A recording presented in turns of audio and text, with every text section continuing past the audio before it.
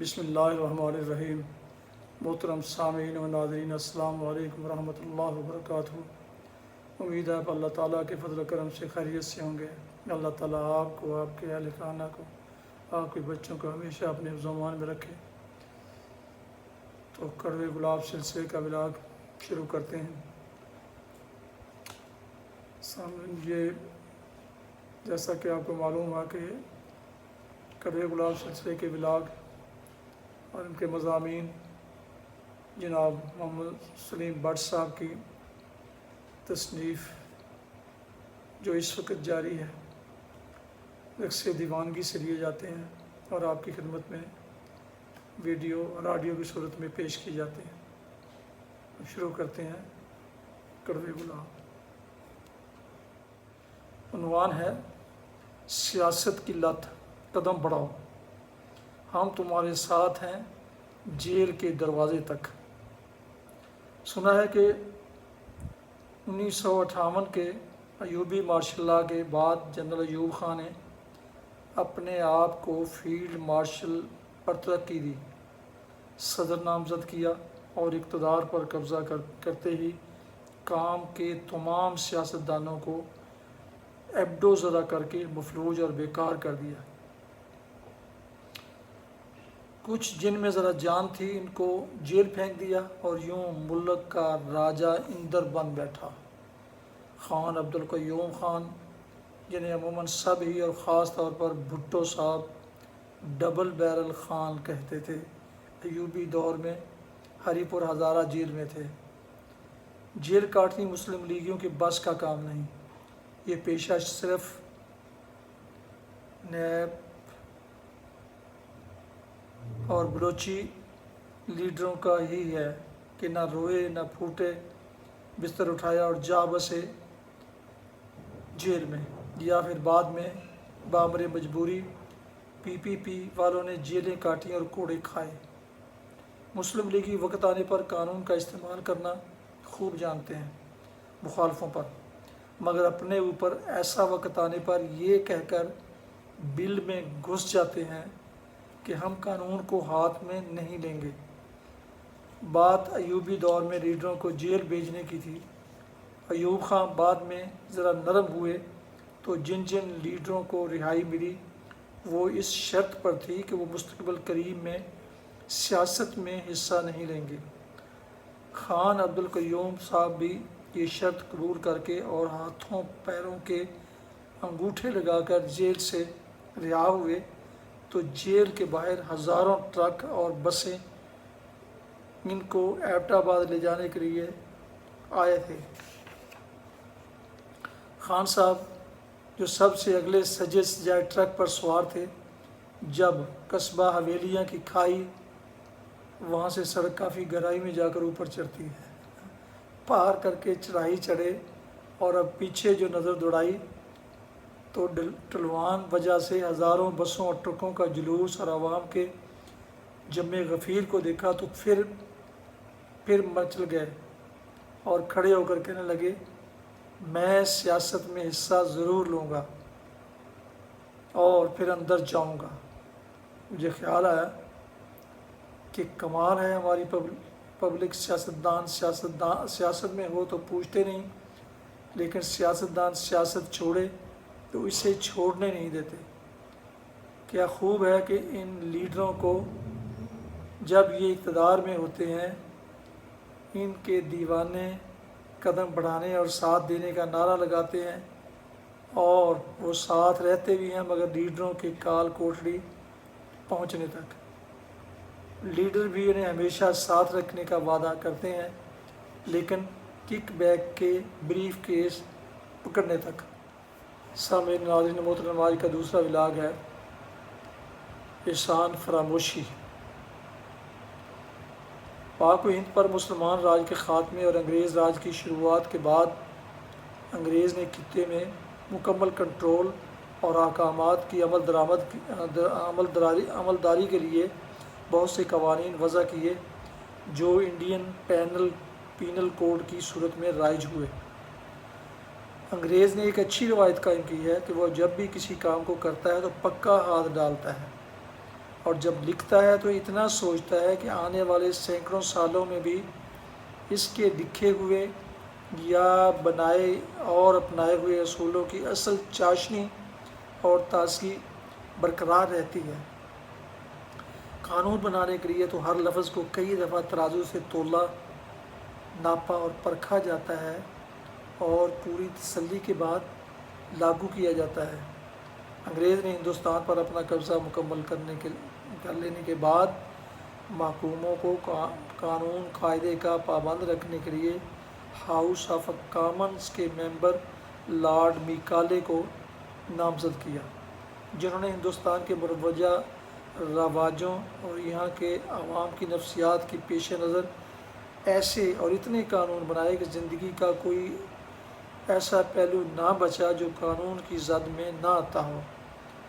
دھمکی دینے، گھور کر دیکھنے، پیٹ کے اوپر کی ضربات، پیٹ کے نیچے کی ضربات، جسم کے کسی حصے کا بیکار ہو جانا، ہڈی توڑنا، جان سے مار دینا، نظری بیان، موقع کا ملاحظہ، شناخت پریڈ، ٹریسپاس، شک پر گرفتاری، آوارہ گردی، معمولی جھگڑا، نقص امن، ناجائز قبضہ، کرایہ داری اور یہاں تک کہ کسی کی ہوا اور روشنی تک روکنے پر بھی قانون بنائے۔ یوں کہا جا سکتا ہے کہ انسان کی پیدائش کے عمل سے پہلا سانس لینے، بولنے اور آخری سانس یہاں تک کہ فوت ہونے کے بعد تک کے تمام عمل کو قانون کے دائرے میں پرو کر رکھ دیا گیا۔ یوں سمجھیے کہ پینل کوڈ کی صورت میں دریا کو کوزے میں بند کر دیا، اور یوں اتنا بڑا مارکا سر انجام دینے کے بعد جب لارڈ میکالے وطن واپس گئے اور ہاؤس آف کامنز میں داخل ہوئے تو پورے ہاؤس نے کھڑے ہو کر ڈیسک بجائے اور دیر تک تالیاں بجا کر اس کا ہیرو جیسا استقبال کرتے ہوئے اسے زبردست ہدیہ تبریک پیش کیا۔ ادھر لارڈ میکالے کا یہ حال کہ سر جھکائے بغیر کسی جذبات کے اظہار کے چہرے پر خوشی نہ غم کے آثار لیے بے جان کھڑے رہے۔ میکالے کی یہ کیفیت بھانپ کر ایک ممبر پارلیمنٹ نے، جو اس کا دوست بھی تھا، پرجوش اور بلند آواز سے اسے مخاطب کرتے ہوئے کہا کہ میکالے، تمہیں احساس نہیں ہو رہا کہ تمہیں کس قدر عزت دی جا رہی ہے، کہ پارلیمنٹ کی تاریخ میں اس کی مثال نہیں ملتی، اور تم ہو کہ زمین جنبد نہ جنبد گل محمد کی تصویر بنے بیٹھے ہو۔ اس پر لارڈ میکالے نے ہاؤس سے خطاب کرتے ہوئے کہا کہ میں ممنون ہوں آپ لوگوں کا کہ آپ نے میرے کیے گئے کام کو سراہا اور مجھے بہت عزت دی۔ مجھے خود بھی احساس ہے کہ مجھ سے کچھ اچھا کام ہو گیا ہے، لیکن مجھے اپنے کام پر تسلی نہیں۔ میں نے ہر شے پر قانون بنایا، لیکن مجھے افسوس ہے کہ احسان فراموشی پر کوئی قانون نہیں بنا سکا۔ اس کا قلق مجھے ساری زندگی رہے گا اور اسے ساتھ لے کر ہی مروں گا۔ یقیناً ہم اس سے اتفاق کرتے ہیں کیونکہ ہمارے معاشرے میں اس کی اشد ضرورت ہے۔ مشہور فلم ساز ریاض شاہد اپنی فلم شہید کی شوٹنگ شاہ نور اسٹوڈیوز لاہور میں کر رہے تھے کہ ان کے کسی حواری نے ان کو رپورٹ دی کہ ایونیو اسٹوڈیو میں فلاں شخص تمہیں گالیاں دے رہا تھا۔ بات سن کر ریاض شاہد نے آسمان کی طرف دیکھتے ہوئے اپنا سر کھجایا اور اپنی یادداشت پر زور دیتے ہوئے کہا کہ وہ شخص مجھے گالی نہیں دے سکتا۔ حواری حیران ہوا اور پوچھا کیوں نہیں؟ ریاض شاہد نے جواب دیا کہ میں نے آج تک اس پر کبھی کوئی احسان ہی نہیں کیا۔ ناظرین سامعین محترم، آج کا تیسرا ولاگ بھی سنتے جائیے اور دیکھتے جائیے۔ اس عنوان کا مضمون کا عنوان ہے کتے اور کتیائی۔ کسی ملک کا بادشاہ شہر کے کسی بازار سے گزر رہا تھا۔ اسے دیکھ کر کتے اس پر بھونکنا شروع ہو گئے۔ بادشاہ نے حیران ہو کر وزیر اعظم سے پوچھا کہ یہ کون سی مخلوق ہے اور کیوں شور مچا رہی ہے؟ وزیر اعظم نے جواب دیا کہ حضور یہ کتے ہیں، ان کی آواز کو بھونکنا کہتے ہیں۔ بادشاہ بڑا حیران ہوا، اس کا واسطہ ایسی آواز سے پہلی دفعہ پڑا تھا۔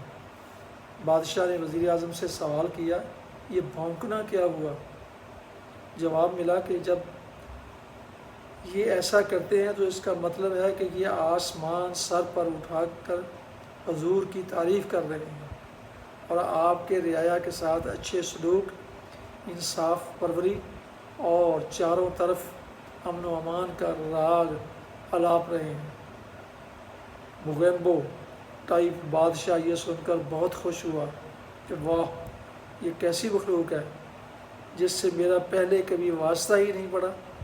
بادشاہ نے وزیر اعظم سے پوچھا کہ اگر یہ اتنی اچھی شے ہے تو میرا ان سے پہلے کیوں تعارف نہیں کروایا گیا؟ وزیر اعظم بیچارہ کیا کرتا، اس نے تو اس وقت کتوں کے بھونکنے پر بادشاہ کے سوال کو فوری کور کرنا تھا، بات کر کے پھنس گیا۔ خیر، بادشاہ نے حکم دیا کہ ہماری صلاحیت کی معترف اور وفادار مخلوق کے لیے ہمارے محل میں بہت بڑی ضیافت کا اہتمام کیا جائے اور کتوں کی شان کے مطابق خوب ٹینٹ وینٹ لگائے جائیں اور شہر کے سارے کتوں کو اس میں مدعو کرنے کا اہتمام کیا جائے۔ حکم کی تعمیر ہوئی، محل میں شامیانے لگ گئے اور کوتوال سارے شہر کے کتے پکڑ لائے۔ جیسے ہی دسترخوان لگے سب کتوں کو چھوڑ دیا گیا۔ بس پھر کیا تھا، کتا کتے کا بیری، ادھم چوکڑی مچ گئی۔ بجائے اس کے کہ کھانے کی طرف دھیان دیا جاتا، کتوں نے آپس میں دست و گریباں ہونا شروع کر دیا۔ خوب رن پڑا، شامیانے پھٹ گئے، کھانا اور برتن دور دور جا گرے۔ شور و غوغا سن کر بادشاہ باہر نکلا تو عجیب تماشا دیکھ کر وزیر اعظم سے پوچھا، یہ کیا ہو رہا ہے؟ یہ تو لڑ رہے ہیں اور تم کہتے تھے یہ میری تعریف کر رہے تھے۔ وزیر اعظم کیا جواب دیتا؟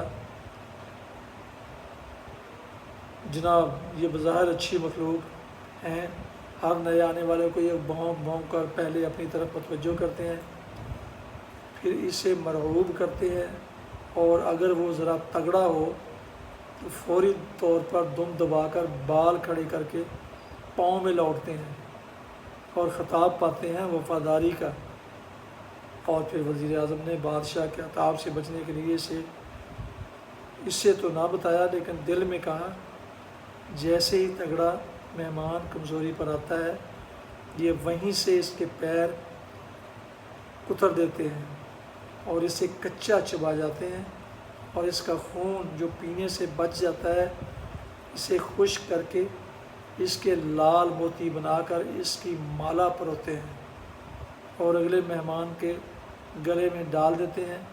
اسی بہانے اس کے گلے کے سائز کا بھی پتہ چل جاتا ہے۔ مستقبل میں رسہ یعنی روپ بنوانے کے لیے پھر عرض کی، جہاں پناہ آپ چھوڑیں ان کو، آپ اندر جائیں، یہ کتے ہیں، کتیائی کر رہے ہیں۔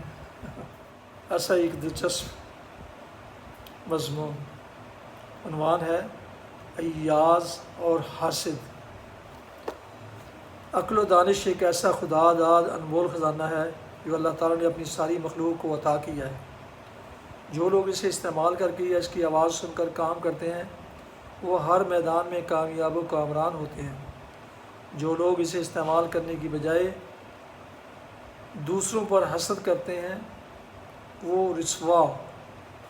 ویسے رب نے اس میں بھی امیری اور غریبی رکھی ہے، کئی کو تو یہ قیمتی خزانہ بے حساب دیا اور باقی کو اتنا کہ دوسروں کا بس حساب کرتے رہ جاتے ہیں۔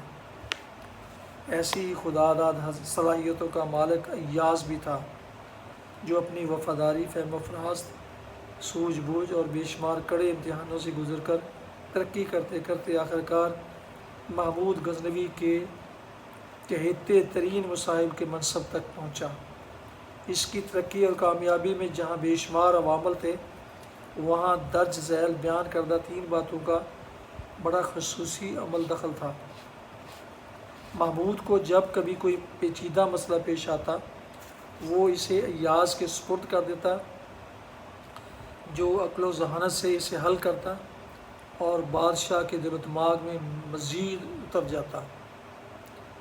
اس وقت کی کابینہ اور درباریوں کو بھلا یہ کیسے ہضم ہوتا کہ ذات کا غلام اور خاندانیوں سے اہم مقام، لہٰذا وہ جلتے رہتے، حسد کرتے اور ایاز کی جڑیں کاٹتے۔ جب بادشاہ کو دربار میں کوئی مسئلہ یا کسی محاذ پر کوئی الجھن درپیش ہوتی تو یہ عقل کے انتھے حاسد اپنے ٹیوا نما مشوروں سے مسئلے کا حل بادشاہ کو بتاتے، یعنی ٹیوے لگاتے، مگر ان کے برعکس ایاز کا مشورہ ہمیشہ ہی سے مدلل، وزنی اور صائب رہتا۔ ہوتے ہوتے غزنوی کے گرد ایاز مخالف گھیرا تنگ ہوتا گیا، لیکن اس کی تمام کوششیں ایاز کے متعلق بادشاہ کی رائے نہ بدل سکیں۔ کرنا خدا کا ایک دن خبر آئی کہ شہر کے باہر کسی قافلے نے پڑاؤ ڈالا ہے۔ غزنوی نے باری باری اپنے مصاغروں کو اس کے متعلق خبر لانے کو کہا، اور کسی نے آ کر کہا ہاں جی قافلہ ہے، دوسرے نے کہا اونٹوں کا قافلہ ہے، تیسرے نے کہا نہتے لوگ ہیں۔ جب سب اپنی اپنی شیخی بگاڑ چکے تو ایاز کو بلایا گیا اور اس کے ذمے بھی یہ کام سونپا کہ جاؤ اور قافلے کے متعلق اطلاع لاؤ۔ ایاز نے واپس آ کر رپورٹ دی کہ جناب یہ قافلہ فلاں شہر اور فلاں ملک سے اس تاریخ کو چلا ہے اور اتنے دنوں میں آیا ہے، فلاں شہر اس کی منزل ہے، اتنے دنوں کا سفر اور باقی ہے، کل اتنے یونٹ ہیں، اتنے مرد اتنی عورتیں اور اتنے بچے شامل ہیں، اور راشن کی مقدار کی بھی رپورٹ دے۔ رپورٹ پا کر غزنوی نے اپنے درباریوں سے مخاطب ہوتے ہوئے کہا دیکھو اپنے اور ایاز میں فرق، میری بھی پاکستانیوں سے گزارش ہے کہ جس کام کو ہاتھ ڈالیں مضبوط ڈالیں، اور وہ کام اتنے اعلیٰ طریقے اور ایسی مہارت سے پایہ تکمیل کو پہنچائیں کہ اپنے تئیں اس میں کوئی کسر نہ چھوڑے۔ آدھے دل یا بوجھل طبیعت سے کام کرنے سے بہتر ہے کہ نہ ہی کریں۔ ناظرین و سامعین محترم، ابھی آپ کڑوے گلاب سلسلے کے چند ولاگز سماعت فرما رہے تھے، جن کے عنوان تھے سیاست کی لت قدم بڑھاؤ ہم تمہارے ساتھ ہیں جیل کے دروازے تک۔ دوسرا مضمون تھا احسان فراموشی، اور تیسرا کتے اور کتیائی، چوتھا ایاز اور حاسد۔ تمام مضامین جناب محمد سلیم بٹ صاحب کی تصنیف رقص دیوانگی سے لیے گئے ہیں، اور یہ تقریباً روزانہ کی نا پر پیش کیے جاتے ہیں، اور اسے میرے یوٹیوب چینل BA رشیدی پر اپلوڈ کیا جاتا ہے۔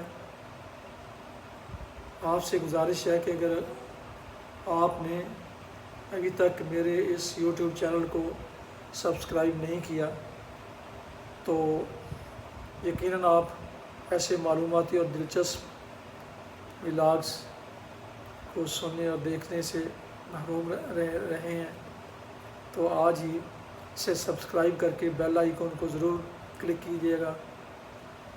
نیز اگر مناسب سمجھیں تو اپنے دوستوں سے بھی شیئر کیجیے تاکہ آئندہ آنے والے نوٹیفیکیشن آپ کو اور ان معزز دوستوں کو